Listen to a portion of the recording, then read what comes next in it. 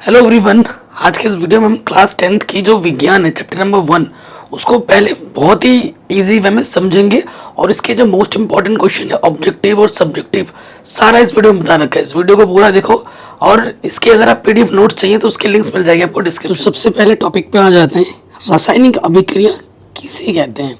देखो, जब एक या एक से अधिक पदार्थ परस्पर अभिक्रिया करके नए पदार्थ बनाते हैं तो ऐसी अभिक्रिया को ना रासायनिक अभिक्रिया कहते हैं। ठीक है, एक या एक से ज़्यादा पदार्थ, जैसे यहाँ पर देखो हाइड्रोजन है और ये ऑक्सीजन है। हाइड्रोजन और ऑक्सीजन मिलके क्या बनाता है? पानी बनाता है। तो यहाँ पर ये जो हाइड्रोजन है और ये जो ऑक्सीजन है, बाईं तरफ जो जिन पदार्थों को हम मिलाते हैं अभिक्रिया में जो भाग लेते हैं इन्हें बोलते हैं अभिकारक। इन्हें क्या कहा जाता है? अभिकारक। अभिक्रिया में भाग लेने वाले पदार्थों को अभिकारक कहा जाता है। जैसे ये हाइड्रोजन है, ये ऑक्सीजन, ये क्या है? अभिकारक है। और जो अभिक्रिया के बाद जो बनता है, जैसे यहाँ H2O बना है, पानी बना है, वाटर, ये हमारा क्या है? उत्पाद है। ठीक है, तो रासायनिक अभिक्रिया क्या होती है? जब एक या एक से अधिक पदार्थ आपस में अभिक्रिया करके एक नए पदार्थ का निर्माण करते हैं तो उस अभिक्रिया को हम रासायनिक अभिक्रिया करते हैं। ठीक है, अब रासायनिक अभिक्रिया में कुछ परिवर्तन होते हैं, जैसे रंग में परिवर्तन होता है, अवस्था में परिवर्तन होता है, तापमान में परिवर्तन होता है और गैस का उत्सर्जन होता है। जैसे जब हम रासायनिक अभिक्रिया करेंगे ना तो उसके जो कलर्स होते हैं वो बदल जाते हैं। अवस्था में परिवर्तन हो जाता है। देखो, ये हाइड्रोजन और ये ऑक्सीजन दोनों के दोनों गैस थे, लेकिन अभिक्रिया के बाद क्या बन गया? द्रव बन गए, वाटर, है ना। तापमान में परिवर्तन होता है। पहले जो तापमान था और अभिक्रिया के दौरान जो बनेगा उसका तापमान अलग होगा, घट भी सकता है, बढ़ भी सकता है। गैस का उत्सर्जन होगा, गैस भी जरूर निकलेगी। ठीक है, गैस निकलती है। नेक्स्ट है दैनिक जीवन में होने वाले रासायनिक अभिक्रियाएं। देखो, हमारे दैनिक जीवन में, डेली के लाइफ में कुछ रासायनिक अभिक्रियाएं होती हैं, जैसे भोजन का पाचन। हम रोटी खाते हैं, दाल खाते हैं, चावल खाते हैं, शरीर के अंदर जाके उसका पाचन होता है, उसमें से विटामिन, प्रोटीन, वसा सारा शरीर ऑब्जर्व कर लेता है और बचा खुचा पदार्थ सुबह हम मलमूत्र के द्वारा त्याग देते हैं। शोषण करते हैं, हम ऑक्सीजन लेते हैं, हाइड्रोजन गैस, ठीक है ना, कार्बन डाइऑक्साइड गैस हम छोड़ते हैं। लोहे पर जंग लगना जाना, भूरा भूरा कलर हो जाता है। दूध से दही का बनना, पहले दूध था फिर दही बन जाता है। अवस्था में परिवर्तन हो जाता है, स्वाद में परिवर्तन हो जाता है। तो ये कुछ उदाहरण हैं जो हमारे डेली लाइफ में देखने को मिलता है, रासायनिक अभिक्रियाएं। ठीक है, दो तरीके की अभिक्रियाएं होती हैं, एक भौतिक परिवर्तन और एक रासायनिक परिवर्तन। भौतिक परिवर्तन में क्या होता है और रासायनिक परिवर्तन में क्या होता है? जैसे क्या है ना, भौतिक परिवर्तन में क्या होता है, एक अवस्था से तुम दूसरी अवस्था में गए तो तुम दूसरी अवस्था से पहली अवस्था में आ सकते हो। जैसे तुमने पानी से तुमने बर्फ बनाया तो बर्फ से तुम पानी बना सकते हो। रासायनिक अभिक्रिया में क्या है ना, एक अवस्था से तुम दूसरी अवस्था में गए तो तुम दूसरी अवस्था से पहली अवस्था में नहीं आ सकते। जैसे दूध से तुमने दही बना दिया ना तो तुम दही से दूध नहीं बना सकते, है कि नहीं। अभिकारक क्या होते हैं वो मैंने आपको बता दिया था। ऐसे पदार्थ जो किसी रासायनिक अभिक्रिया में भाग लेते हैं, जैसे वहाँ पर हाइड्रोजन ऑक्सीजन था, वो हमारे क्या थे? अभिकारक थे। उत्पाद क्या होते? ऐसे पदार्थ जिनका निर्माण रासायनिक अभिक्रिया में होता है उन्हें हम उत्पाद कहते हैं। जैसे ये उदाहरण हमने लिया था ना, ये जो हाइड्रोजन है और ये जो ऑक्सीजन है, ये हमारे क्या हैं? अभिकारक हैं। और अभिक्रिया के दौरान उसके बाद में जो बनता है, जैसे ये H2O बना, इसे हम क्या कहेंगे? उत्पाद कहेंगे। ठीक, फिर आ जाता है रासायनिक समीकरण। ठीक है, किसी रासायनिक अभिक्रिया में भाग लेने वाले अभिकारकों और अभिक्रिया के फलस्वरूप उत्पन्न होने वाले उत्पादों को प्रतीक और सूत्र द्वारा जब हम निरूपित करते हैं ना तो उसको हम रासायनिक समीकरण कहते हैं। जैसे ये हमारे पास है, मैग्नीशियम में प्लस ऑक्सीजन है, अभिक्रिया के दौरान क्या बनेगा? Magnesium oxide. ये अभिकारक है और ये उत्पाद है। मैग्नीशियम को हम प्रस्तुत करते हैं Mg से, ऑक्सीजन को O2 से। ठीक है, तो क्या बनेगा? Magnesium oxide, MgO। ठीक है, तो ये हमारा क्या बन गया?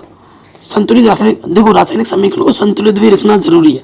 संतुलित रासायनिक समीकरण कैसे किया जाता है इस पर मैंने आधे घंटे की अलग से भी वीडियो बना रखी है और हर साल एग्जाम में आता ही है।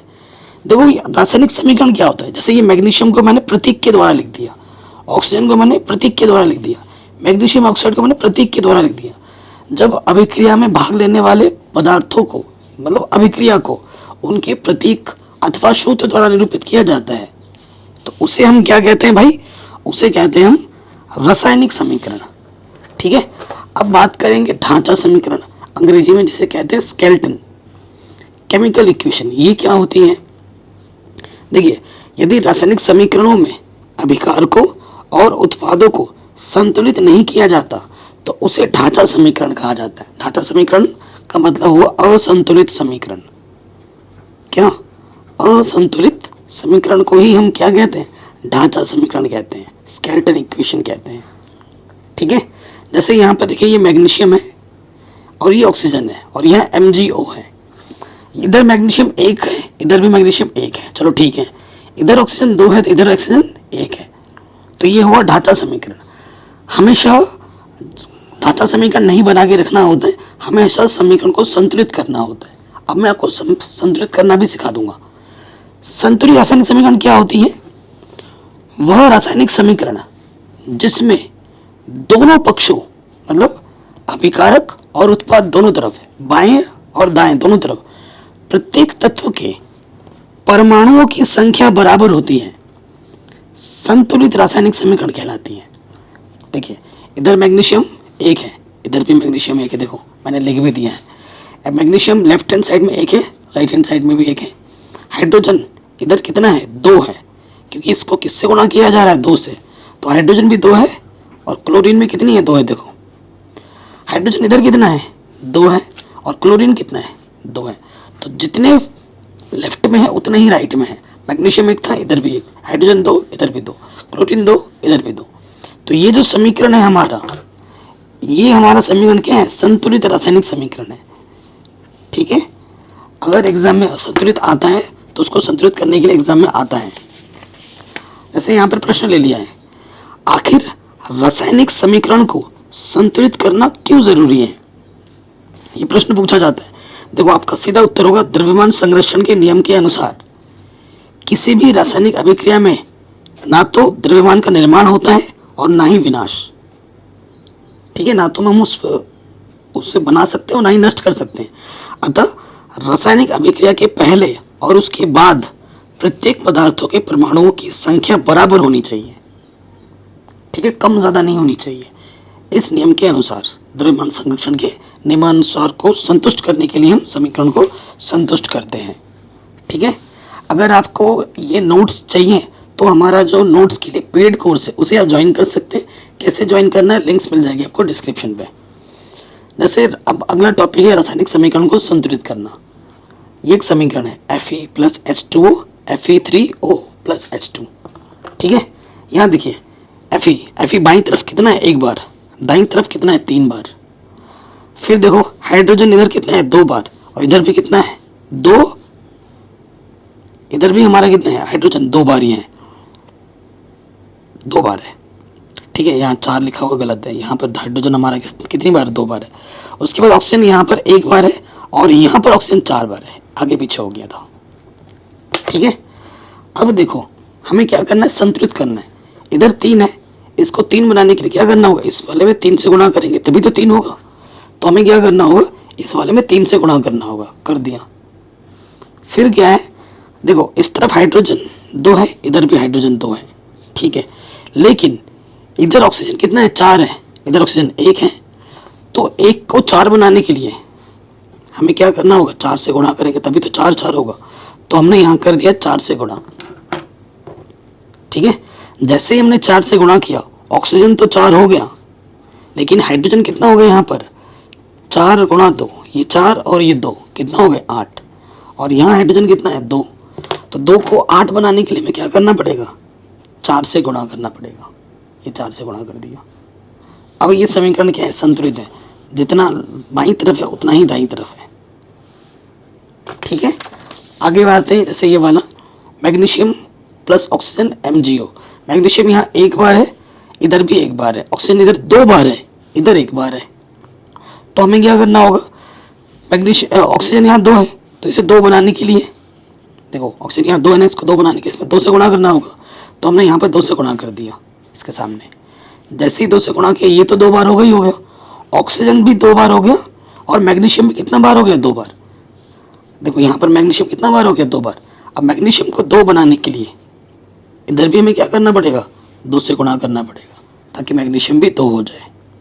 हो गया संतुलित। ये समीकरण हमारा क्या है, संतुलित रासायनिक समीकरण है। अब हम बात करेंगे रासायनिक अभिक्रिया के प्रकार के बारे में। रासायनिक अभिक्रिया किसे कहते हैं या कितने प्रकार होती है, ठीक है, उदाहरण से समझाइए। ये क्वेश्चन बड़े नंबर में आता है, 5 नंबर में हर साल। तो रासायनिक अभिक्रिया में संयोजन अभिक्रिया, वियोजन अभिक्रिया, विस्थापन अभिक्रिया, द्विविस्थापन अभिक्रिया, ठीक है, ये मोस्ट इंपॉर्टेंट है और एग्जाम में बार बार पूछा भी जाता है। सबसे पहले बात करते हैं संयोजन। संयोजन का मतलब क्या है, जोड़ना। तो वह रासायनिक अभिक्रिया जिसमें 2 या 2 से अधिक प्रकार के पदार्थों के अणु परस्पर मिलकर केवल एक ही प्रकार के पदार्थ के अणु बनाते हैं, संयोजन अभिक्रिया कहलाते हैं। मतलब इस तरफ 2 या 2 से ज़्यादा हो सकते हैं, लेकिन इस तरफ जो बनेगा ना वो एक ही बनेगा। आपका बाईं तरफ 2 या 2 से ज़्यादा हो सकता है, लेकिन दाईं तरफ एक ही होगा, ठीक है। जैसे यहाँ पर देखिए, यहाँ पर हमने लिया सोडियम और लिया हमने क्लोरीन। सोडियम और क्लोरीन मिलकर क्या बनाएगा, NaCl, सोडियम क्लोराइड। इधर देखिए सोडियम और क्लोरीन 2 तत्व हैं, लेकिन इधर बन रहा है एक ही। तो संयोजन अभिक्रिया क्या होती है, संयोजन अभिक्रिया में अभिकारक 2 या 2 से ज़्यादा हो सकते हैं, लेकिन उत्पाद एक ही होता है। वियोजन अभिक्रिया इसका उल्टा है, संयोजन का उल्टा होता है वियोजन।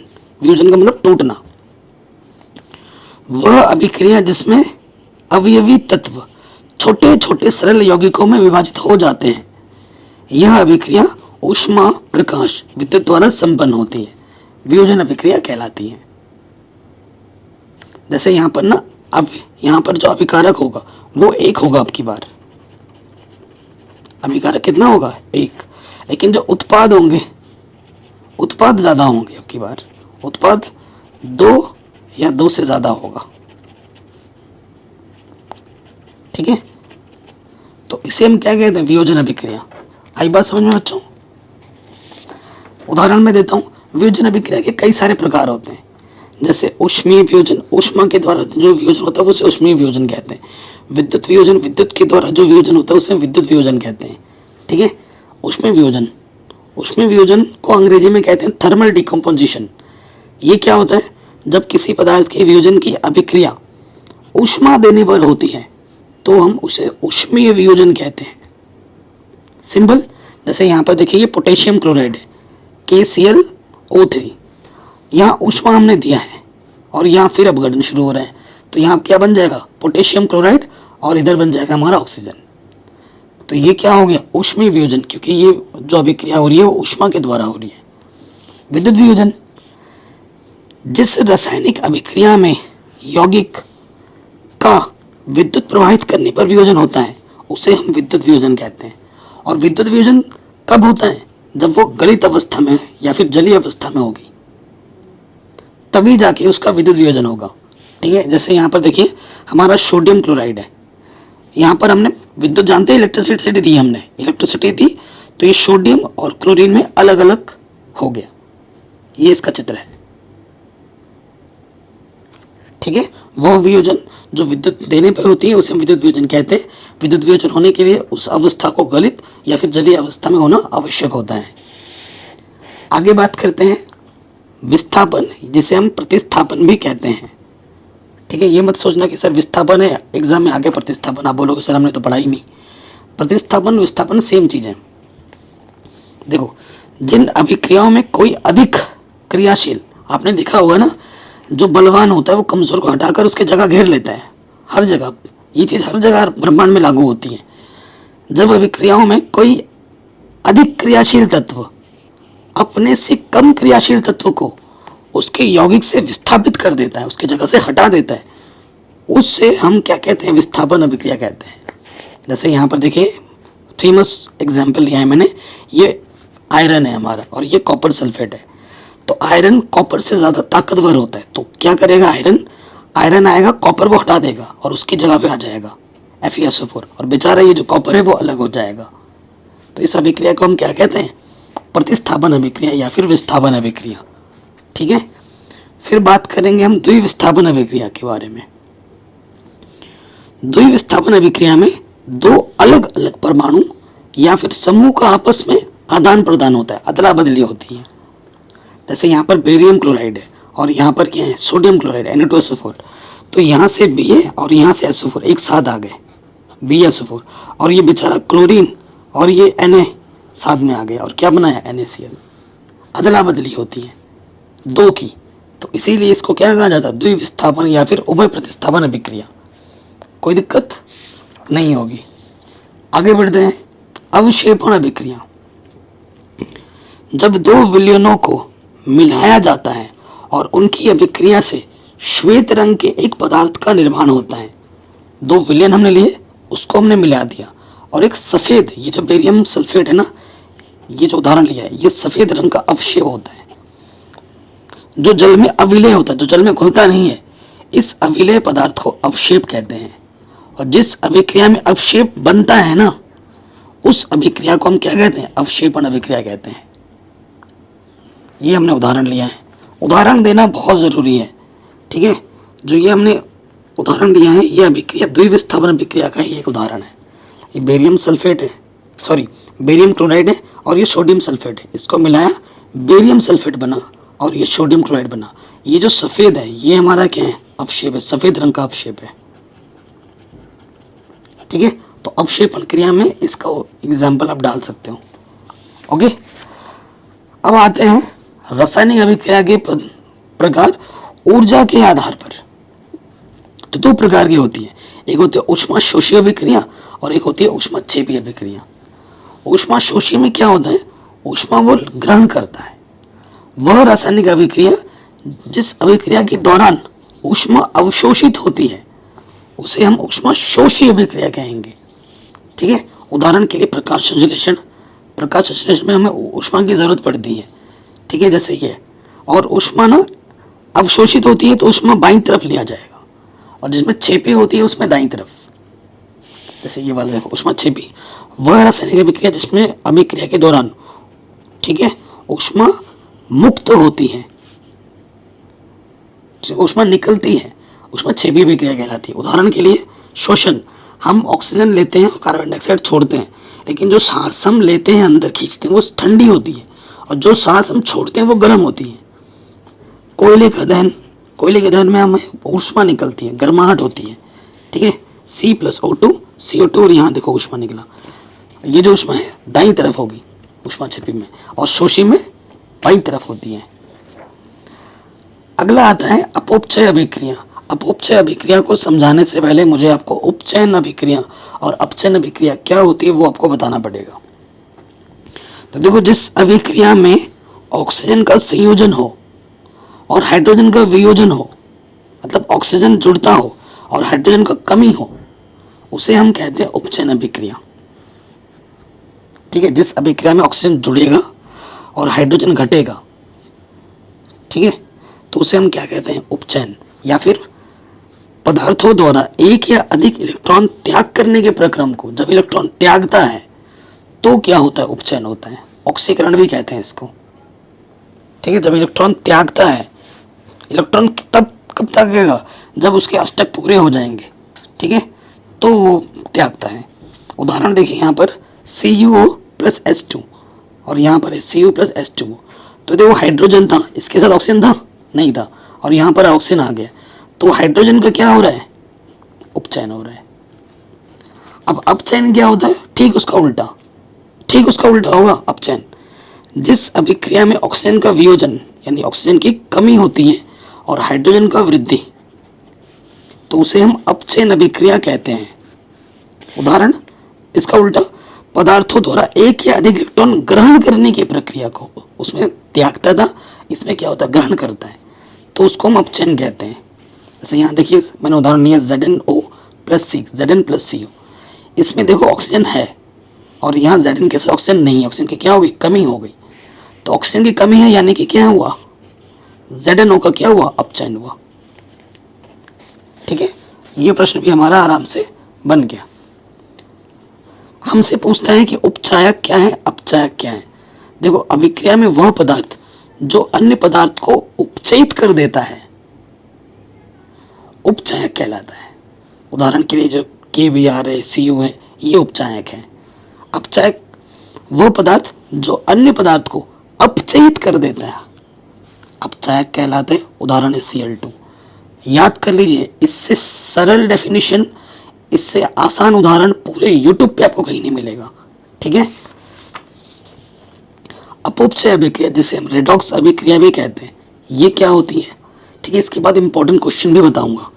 तो देखिए, वे अभिक्रियाएं जिसमें उपचयन और अपचयन दोनों एक साथ होती हैं, वह रासायनिक अभिक्रिया जिसमें उपचयन और अपचयन अभिक्रिया एक साथ संपन्न होती हैं, अपउपचय अभिक्रिया या रेडॉक्स अभिक्रिया कहलाती हैं। ठीक है, ये आप बोल सकते हैं। आप इसके लिए ये वाला उदाहरण लिख देना। ठीक है, ये वाला उदाहरण लिख दो। देखो, यहाँ पर हाइड्रोजन का क्या हो रहा है? उपचयन, और इसका क्या हो रहा है? अपचयन। यहाँ ऑक्सीजन है, यहाँ ऑक्सीजन की कमी हो रही है, तो ये वाला उदाहरण याद कर लेना। इसमें उपचयन और अपचयन एक साथ संपन्न हो रहा है, तो ये उदाहरण आसान है और बेस्ट है। ठीक है, ये लिख लेना यहाँ पर। अब हम बात करेंगे दैनिक जीवन में उपचयन अभिक्रिया के प्रभाव। देखो, सबसे पहला चीज आता है संक्षारण। हर संक्षारण को अंग्रेजी में कोरोजन कहते हैं। जब कोई धातु, कोई भी धातु है, आर्द्रता मतलब नमी, वायु, पानी या फिर अम्ल के आदि के संपर्क में आ जाता है तो वो संक्षारित हो जाती है। जैसे ये आपको चित्र में देखने को मिल रहा होगा, कई दिनों से बाहर पड़ी थी, इसमें वायु, पानी, नमी के संपर्क में था तो इसमें जंग लग गया, भूरा भूरा, तो ये संक्षारित। उदाहरण क्या है? लोहे पर जंग लगना, चांदी पर काली परत पड़ जाना, तांबे पर हरी परत पड़ जाना, ये सब संक्षारण के उदाहरण है। अगला है, लोहे की वस्तुओं पर हम पेंट इसलिए करते हैं ताकि उसे हम आर्द्रता वायु के संपर्क में आने से रोक सकें और उसको जंग लगने से हम बचा सकें। ठीक है ना। अगला क्वेश्चन है, विकृत गंधीता क्या होती है? जैसे अंग्रेजी में कहते हैं रेंसिडिटी।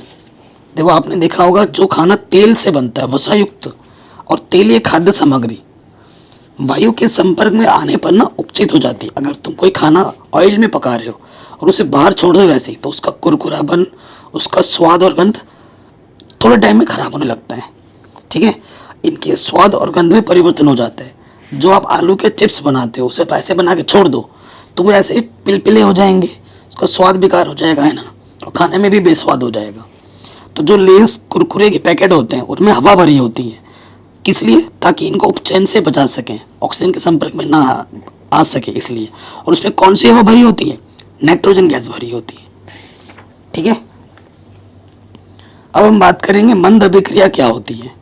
तो वे अभिक्रियाएं जो मंद गति से होती हैं, धीरे धीरे होती हैं, जिनको पूरा होने में बहुत ज़्यादा समय लगता है, उन्हें हम कहते हैं मंद अभिक्रिया। जैसे ये एक उदाहरण ले लिया, H2+I2 2HI, बहुत धीरे धीरे होता है। तीव्र अभिक्रिया जो फट से हो जाता है, वे रासायनिक अभिक्रियाएं जो शीघ्रता से होती हैं, 6 से 10 सेकंड में, या अभिकारकों के मिलाने पर तुरंत पूर्ण हो जाती हैं, तीव्र अभिक्रिया कहलाती हैं। जैसे ये अभिक्रिया।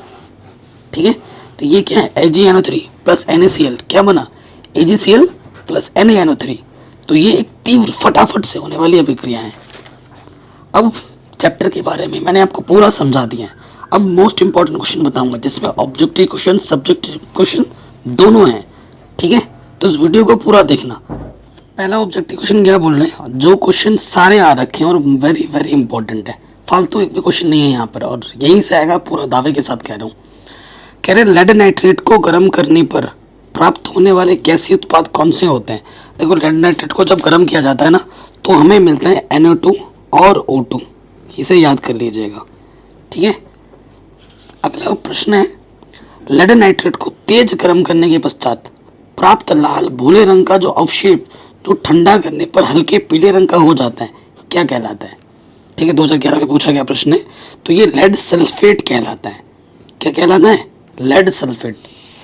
अगला प्रश्न है, मैग्नीशियम हवा में जलाने पर निम्न में से कौन सी अभिक्रिया होती है? मैग्नीशियम को जब हवा में जलाते हैं, ये मैग्नीशियम है, हवा में जलाएंगे तो 2Mg + O2 2MgO बनेगा। ये सबसे संतुलित रासायनिक समीकरण है, बाकी प्रॉपर वे में नहीं है एक भी, ये सारे गलत है। ठीक है, अगला प्रश्न है, स्वयं शीत फोटोग्राफी में क्या प्रयुक्त होता है? तो एक सेकेंड। तो देखो, श्याम श्वेत फोटोग्राफी में हमें जो प्राप्त होता है वो प्राप्त होता है AgCl। ठीक है, क्या प्राप्त होता है? AgCl। एक सेकेंड, क्वेश्चन को दोबारा मैं देख लेता हूँ, कहीं गड़बड़ तो नहीं बता दिया। सेकेंड वाले का ऑप्शन लेड सल्फेट नहीं होना चाहिए, सेकेंड वाले का बच्चों होगा लेड ऑक्साइड। मेरी गलती है थोड़ी सी, मुझे माफ़ कर देना, ये नहीं होगा, ये होगा, ठीक है, लेड ऑक्साइड। ओके, स्वयं श्वेत फोटोग्राफी में क्या प्रयुक्त होता है? AgCl। ठीक, अगला प्रश्न है 2022 में पूछा गया है, BaCl2 H2SO4, यहाँ बन रहा है BaSO4 2HCl।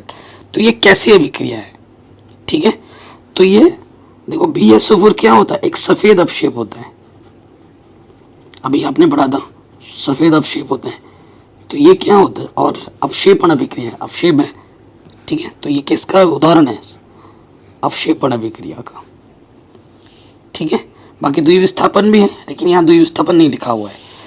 अगला प्रश्न है, एक भूरे रंग का चमकदार तत्व वायु की उपस्थिति में गर्म करने पर वह काला हो जाता है, इस तत्व का नाम लिखिए। 2022 में पूछा गया, और जिस साल मैंने एग्जाम दिया था ना तब भी आया था। तो वो होता है कॉपर। कॉपर को जब आप गर्म करते हो ना तो वो काला हो जाता है। ठीक है, अगले प्रश्न में आ जाऊं, लौह चूर्ण को गंधक पाउडर के साथ तीव्र आंच में गर्म करने पर क्या मिलता है हमें? तो देखो, हमें मिलता है FeS। लौह चूर्ण को जब गंधक के साथ गर्म करोगे ना तो FeS हमें मिलेगा। ठीक है, ये याद कर लेना, कुछ क्वेश्चन आपको याद करने पड़ेंगे। क्या होगा जब आयरन सल्फाइड को हम गर्म करेंगे? तो जब हम आयरन सल्फाइड को गर्म करते हैं तो हमें आयरन और सल्फर दोनों प्राप्त होते हैं। ठीक है, अगला क्वेश्चन है, चूना पत्थर का रासायनिक सूत्र क्या है? तो चूना पत्थर का रासायनिक सूत्र का नाम है CaOCO3, कैल्शियम कार्बोनेट। ठीक है, अगला प्रश्न है, ये हमें दे रखा है, इस वाई का मान बताना है कि इस रासायनिक विक्रिया में वाई क्या है। ठीक है, तो यहाँ पर SO2 सही ऑप्शन होगा। अब कैसे निकालेंगे? देखो, हमें क्या करना होगा ना, देखो यहाँ पर 2 Fe है, यहाँ पर 2 Fe काटो, यहाँ पर क्या है? क्लोरीन 2 और यहाँ पर एक 3 क्लोरीन, काटो 3 क्लोरीन। फिर यहाँ पर है 4 हाइड्रोजन, और इधर कितना है? 2 हाइड्रोजन 2 हाइड्रोजन 4 हाइड्रोजन, हाइड्रोजन को भी काटो। ठीक है, और यहाँ है 2 ऑक्सीजन, और यहाँ से है 4 ऑक्सीजन, तो सिर्फ कितना बचा? ऑक्सीजन 2 बचा और S बचा, तो आंसर क्या आ जाएगा? SO2। ठीक है, ऐसे निकाला जाता है। अगले प्रश्न में आ जाइए, कह रहे हैं ये इसमें किस प्रकार की अभिक्रिया है ये? आप देखो, ये Fe2O3 2Al है, यहाँ Al2O3 और Fe बेचारा अलग हो गया, तो ये दिखने से ही पता लग रहा है ये विस्थापन अभिक्रिया है। ठीक है, ये कैसे अभिक्रिया है? विस्थापन अभिक्रिया, क्योंकि देखो ये बेचारा, ये जो Fe है ये अलग हो गया है ना, तो ये कैसे अभिक्रिया है? विस्थापन अभिक्रिया है। देखो, एल्यूमिनियम के साथ क्या आ गया? ये आ गया, और ये बेचारा अलग हो गया। अगला प्रश्न है, वह अभिक्रिया जिसके कारण चांदी के ऊपर काली परत, तांबे के ऊपर हरी परत चढ़ जाती है, क्या कहलाती है? क्या कहलाती है? संचारण। ठीक है, संचारण कहलाती है। 12वें का क्या हो जाएगा? D हो जाएगा। अगला प्रश्न है, लोहे की कील को कॉपर सल्फेट के विलयन में डुबोने पर कौन सी विक्रिया होती है? ठीक है, तो विस्थापन अभिक्रिया होती है। लोहा कॉपर की जगह ले लेता है। ठीक है, विस्थापन अभिक्रिया होती है, ये आप लिख दोगे। रासायनिक अभिक्रिया, ये जो रासायनिक अभिक्रिया हम देख रहे हैं, ठीक है, सफेद अवक्षेप कौन सा होगा? तो ये जो BaSO4 है ये हमारा सफेद अवक्षेप है। ठीक है, BaSO4 का ये हम लिख देंगे। सारे क्वेश्चन मोस्ट इंपॉर्टेंट है और एग्जाम में बार बार आने वाले प्रश्न हैं। ठीक है, सारे क्वेश्चन कभी ना कभी पूछे गए हैं, आप देख सकते हैं। और इसके नोट्स अगर आपको चाहिए तो आप नोट्स कैसे पा सकते हैं, कितनी प्राइस है हमारे कोर्स की? आपको सिर्फ विज्ञान नहीं मिलेगा, विज्ञान के साथ साथ अंग्रेजी, ठीक है, उसके साथ साथ गणित, सामाजिक विज्ञान, हिंदी, सारे नोट्स मिलेंगे और बहुत ही चीप प्राइस।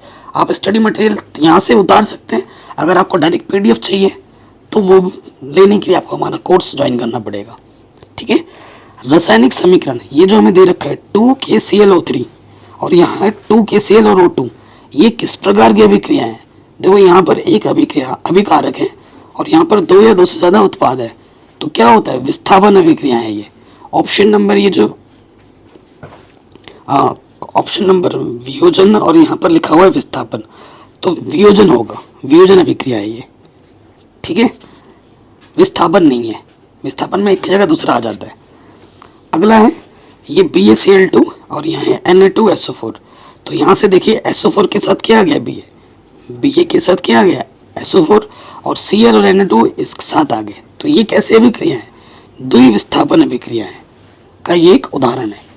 अगले प्रश्न में आ जाओ, Fe2O3 2Al और ये कैसा अभी हमने किया था, इसको थोड़ी देर पहले ही किया था, रिपीट हो गया। ये विस्थापन अभिक्रिया है। ठीक है, तो ये हमारे 17 मोस्ट इंपॉर्टेंट MCQs हुए। मैं भी MCQ गिन चुन के ही लाया हूँ, ज़्यादा यहाँ पर भेड़ चाल नहीं कर रहे हैं। क्वेश्चन सिलेक्टिव हैं और शॉर्ट एंड सिंपल इस वीडियो को मैं रख रहा हूँ। अगर आपको ऐसे वीडियो ही चाहिए तो कमेंट करें, ठीक है। और ये वीडियो बहुत बहुत ज़्यादा स्टूडेंट के लिए हेल्पफुल है। प्लीज़ ज़्यादा से ज़्यादा शेयर करें ताकि मैं आपको इस टाइप की वीडियो ज़्यादा से ज़्यादा दे सकूँ। अगला क्वेश्चन है, संयोजन अभिक्रिया किसे कहते हैं? एक उदाहरण भी दीजिए। तो वे अभिक्रियाएं जिनमें 2 या 2 से अधिक पदार्थ संयोजित होकर एक नए पदार्थ का निर्माण करती हैं संयोजन अभिक्रिया कहलाती हैं। जैसे 2Mg + O2 क्या बना रहा है? 2MgO। मैग्नीशियम और ऑक्सीजन के क्या बना रहा है? Magnesium oxide. अगला है, संयोजन अभिक्रिया के एक संतुलित रासायनिक समीकरण लिखिए। मैंने यहाँ पर ये वाला लिखा है, आप ऊपर वाला भी लिख देना, एक उदाहरण देने के लिए बोला है बस। अगला क्वेश्चन है, ऊष्मीय वियोजन अभिक्रिया का एक उदाहरण दीजिए। उदाहरण देने के लिए बोला है तो बस उदाहरण दो, ये लिखो ना लिखो चलेगा। हमारे पास क्या है? ये KClO3, ये ऊष्मा का सिंबल होता है। तो यहाँ क्या बन गया? पोटेशियम क्लोराइड और ऑक्सीजन। ठीक है, ये उदाहरण देना है बस। फिर बोला विस्थापन अभिक्रिया का एक उदाहरण दीजिए। तो ये विस्थापन अभिक्रिया का उदाहरण दीजिए। Fe + CuSO4, Fe क्या जाएगा? कॉपर का स्थान ले लेगा और कॉपर अलग हो गया। तो ये क्या है? विस्थापन अभिक्रिया का एक उदाहरण है। सारे प्रश्न आ रखे हैं, मेंशन भी कर दिए हैं कौन सा कब आ रखा है। फिर बोल रहा है द्विविस्थापन अभिक्रिया का उदाहरण दो। द्विविस्थापन BaCl2 Na2SO4, यहाँ से Ba और SO4 एक साथ आ जाएगा जो कि सफ़ेद अपक्षेप होता है, और यहाँ से Na2 और Cl2 एक साथ आके क्या बनाएगा? 2NaCl। तो ये द्विविस्थापन अभिक्रिया का एक उदाहरण है। अपचयन को परिभाषित कीजिए। तो वह अभिक्रिया जिसमें हाइड्रोजन का योग होता है और ऑक्सीजन की कमी होती है, या फिर इलेक्ट्रॉन ग्रहण करता है, तो क्या कहलाता है? अपचयन अभिक्रिया कहलाती है। यहाँ पर एक एग्जाम्पल डाल देना, ठीक है। ये सब पढ़ा ही रखा है थोड़ी देर पहले। अब हमें बोल रहे हैं निम्न अभिक्रिया में उपचयित और अपचयित पदार्थों की हमें पहचान करनी है। तो देखो यहाँ पर MnO2 है और यहाँ पर देखो Mn के साथ क्या आ गया? Cl। तो यहाँ Mn का क्या हो रहा है? यहाँ ऑक्सीजन था, यहाँ ऑक्सीजन नहीं है, तो MnO2 अपचयित हो रहा है, ऑक्सीजन की कमी हो रही है तो अपचयित।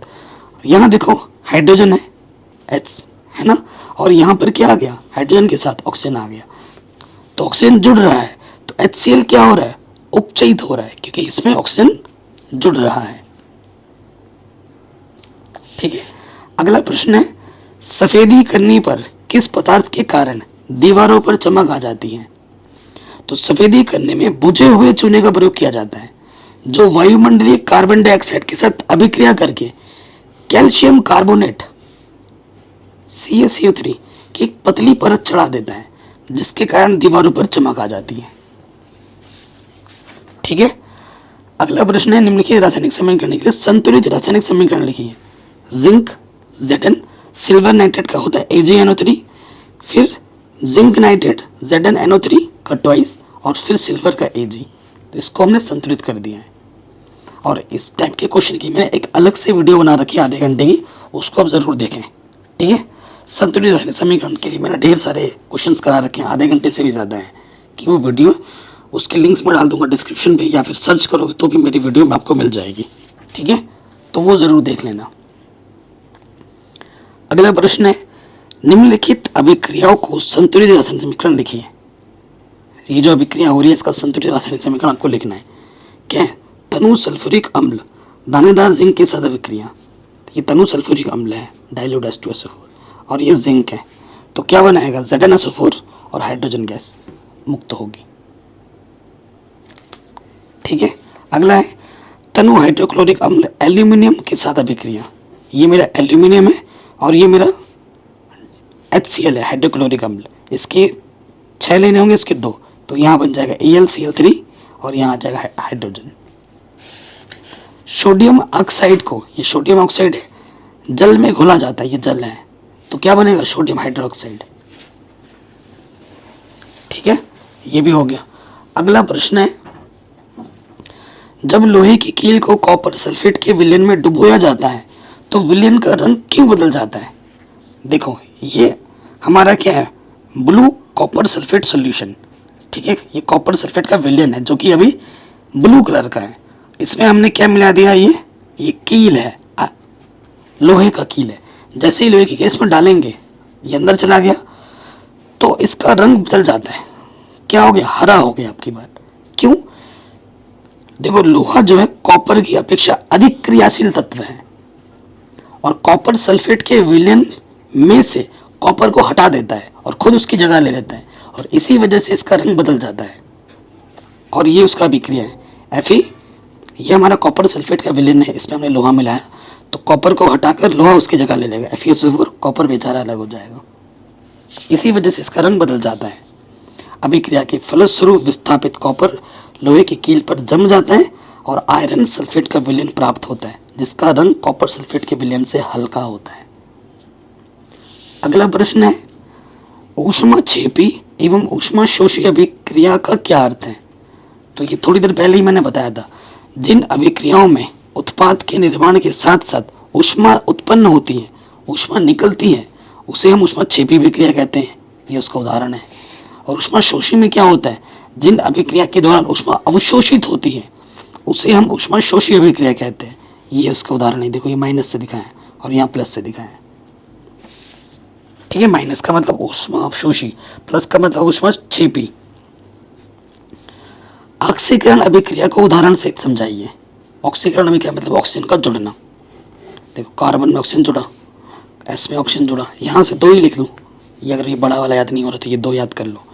जब किसी अभिक्रिया में या किसी तत्वीय यौगिक के साथ ऑक्सीजन का सहयोग या हाइड्रोजन का त्याग होता है, ऑक्सीकरण का मतलब उपचयन अभिक्रिया है, ये भी जान लो।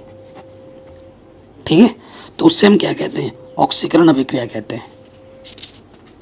अगला प्रश्न है, किसी पदार्थ X के विलयन का उपयोग सफेदी करने के लिए होता है तो उसका नाम बताना है, इसका सूत्र लिखना है।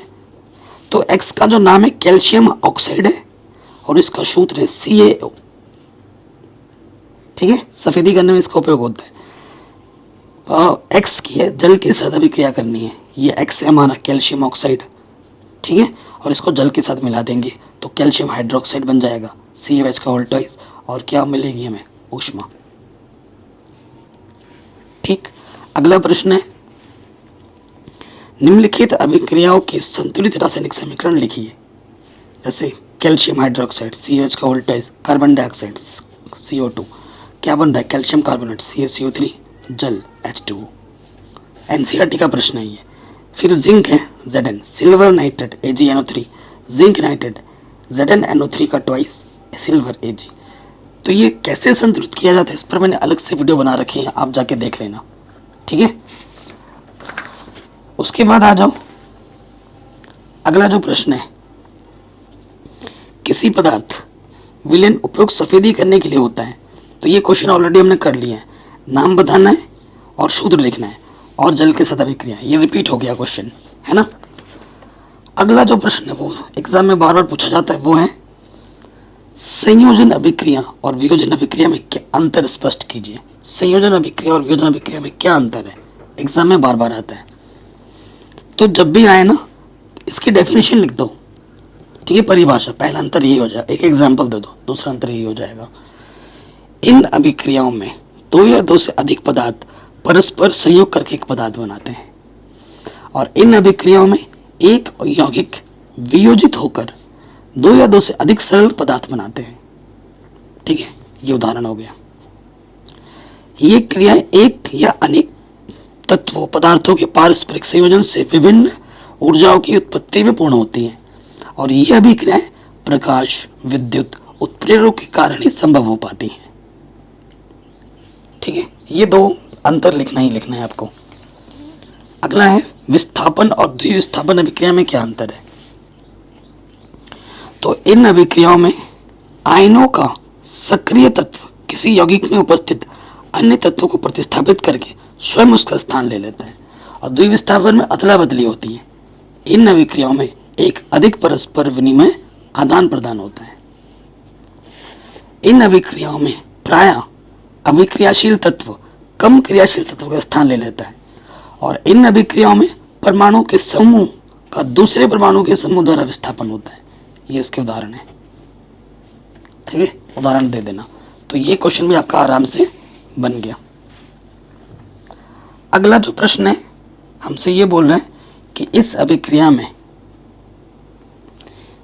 उपचयित और अपचयित पदार्थों की पहचान कीजिए। ठीक है, तो देखो यहाँ पर Zn के साथ ऑक्सीजन है और यहाँ पर Zn के साथ ऑक्सीजन नहीं है, तो ZnO का क्या हो रहा है, अपचयन हो रहा है। यहाँ कार्बन है और यहाँ पर कार्बन के साथ क्या है, ऑक्सीजन जुड़ रहा है और यहाँ पर ऑक्सीजन कमी हो रही है। ऑक्सीजन जब जुड़ रहा है तो कार्बन का क्या हो रहा है, कार्बन यहाँ पर क्या हो रहा है, उपचयित हो रहा है। फिर यहाँ आ जाओ, ये वाला क्वेश्चन ऑलरेडी कर चुके हैं। यहाँ MnO2 है, यहाँ Mn के साथ O2 नहीं है, माइनस हो रहा है, यानी इसका क्या हो रहा है, अपचयित। यहाँ HCl है और यहाँ H के साथ क्या गया, ऑक्सीजन, ऑक्सीजन जुड़ रहा है, यानी HCl क्या हो रहा है, उपचयित। फिर यहाँ देखो वही चीज़ है, कॉपर ऑक्साइड है, यहाँ पर कॉपर के ऑक्सीजन की कमी हो रही है, तो ये क्या हो रहा है, अपचयित। हाइड्रोजन के ऑक्सीजन जुड़ रहा है, यानी कि क्या हो रहा है, उपचयित।